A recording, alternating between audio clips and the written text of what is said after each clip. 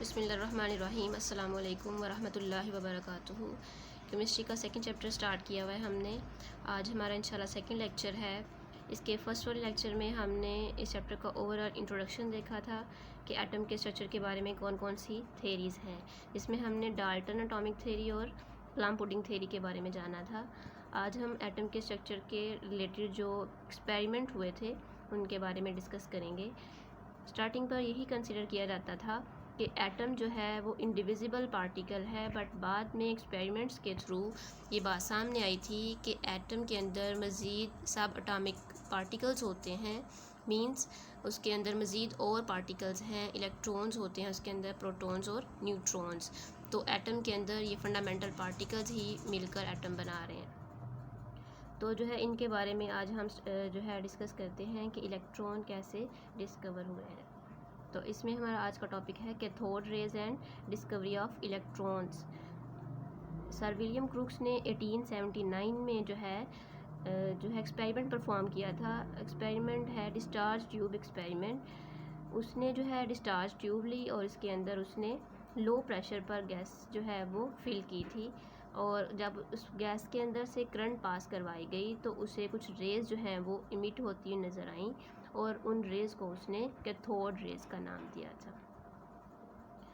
Sir William crooks जो है 1832 जो है इनकी डेट ऑफ बर्थ है, और 1919 जो है इनकी डेट ऑफ डेथ है। Was a British chemist. वो बरतानिया के रहने वाले थे और केमिस्ट्री के रिसर्चर थे एंड फिजिसिस्ट, और ये जो है फिज़िक्स के रिसर्चर थे। He was Pioneer of vacuum tubes, और ये वैक्यूम ट्यूब के डिस्कवरर थे, उनके एक्सप्लोरर भी थे।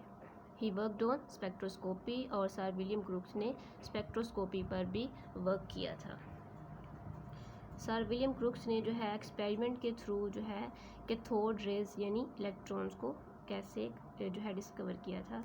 सर विलियम ने बेसिकली जो है डिस्चार्ज ट्यूब, ये जो ट्यूब सी नज़र आ रही है आपको इस एक्सपेरिमेंट में, उसने ये जो है ट्यूब ली थी। इसको हम कहते हैं डिस्चार्ज ट्यूब, या फिर हम इसको ग्लास ट्यूब भी कहते हैं। बेसिकली ये शीशे की बनी होती है। डिस्चार्ज ट्यूब में बेसिकली जो हम गैस फिल करते हैं ना, उसका प्रेशर जो है लो मेंटेन करते हैं। हमारे इन्वायरमेंट में जो है गैसेस जो होती हैं, जैसे हमारे इन्वायरमेंट में जो गैसेस होती हैं ऑक्सीजन गैस और नाइट्रोजन गैस, उनका प्रेशर 1 atm तक होता है, बट इस डिस्चार्ज ट्यूब के अंदर जो हम गैस फिल करते हैं उसका प्रेशर हम लो मेंटेन करते हैं। तो इस एक्सपेरिमेंट में डिस्चार्ज ट्यूब उसने यूज़ की, और इसके अंदर उसने मेटल इलेक्ट्रोड जो है वो इसके अंदर फिट किए थे।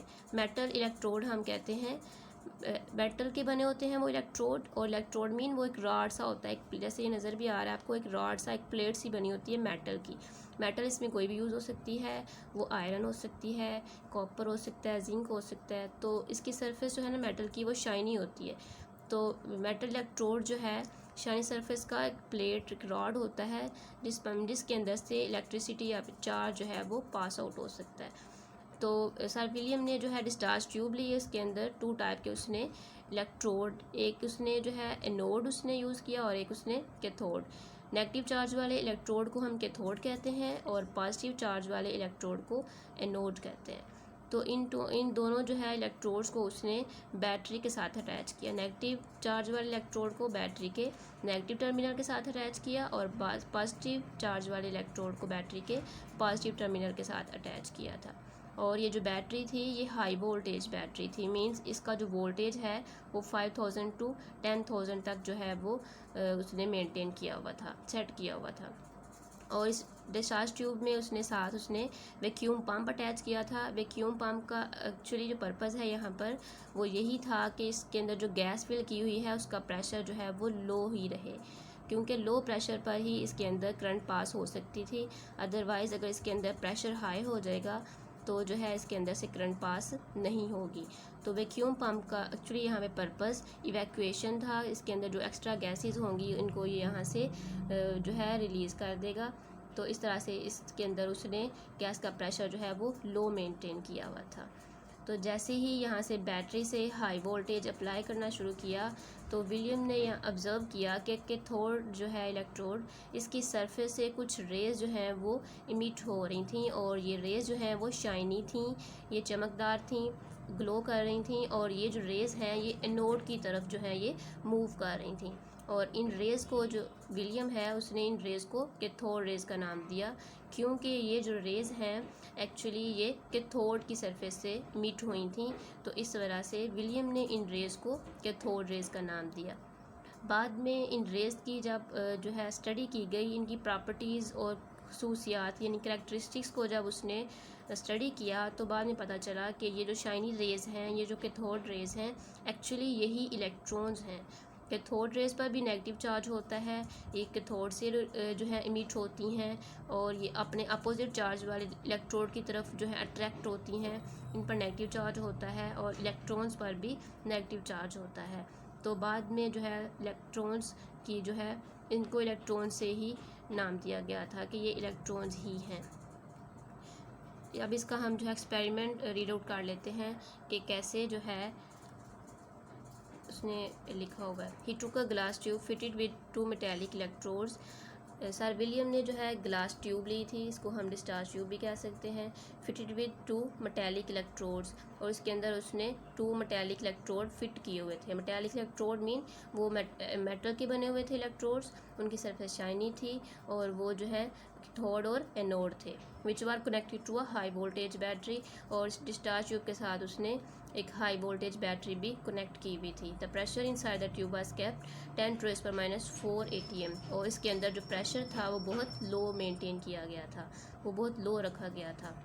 When high voltage current was pass through the gas, और जैसे ही हाई वोल्टेज जो है करंट जो है इसके अंदर पास करवाई गई, shiny raise were emitted from the cathode, तो जो है कैथोड जो हमारा इलेक्ट्रोड था उसकी सरफेस से शाइनी सी जो है रेज वो निकलना शुरू हो गई थी, जो कि एनोड की तरफ जा रही थी। These rays were given the name of cathode rays, और इन रेज को कैथोड रेज कहा गया था, as these were originated from the cathode, क्योंकि ये जो है कैथोड की सरफेस से ही ओरिजिनेट हुई थी, वहाँ से ही ये निकली थी। इस टॉपिक में से जो है इम्पोर्टेंट जो लॉन्ग क्वेश्चन, ये बेसिकली लॉन्ग क्वेश्चन ही है, इसमें से जो लॉन्ग क्वेश्चन पूछा जा सकता है वो है how are cathode rays produced, how are cathode rays produced, what are their characteristics. तो बेसिकली आज के जो टॉपिक में हमने जो कवर किया है वो यही है, how are cathode rays produce. हमने जस्ट एक्सपेरिमेंट आज जो है वो स्टडी डिस्कस किया है। तो नेक्स्ट वाले लेक्चर में हम इंशाल्लाह इस कैथोड रेज की करैक्टरिस्टिक्स, इनकी प्रॉपर्टीज़ को जो है वो स्टडी करेंगे, इनकी प्रॉपर्टीज़ क्या हैं, इनकी करैक्टरिस्टिक्स क्या हैं, और इन सारे एक्सपेरिमेंट के बाद उसने क्या कंक्लूजन्स निकाले थे, ये इंशाल्लाह हम अपने नेक्स्ट लेक्चर में डिस्कस करेंगे। ओके, अल्लाह हाफिज़।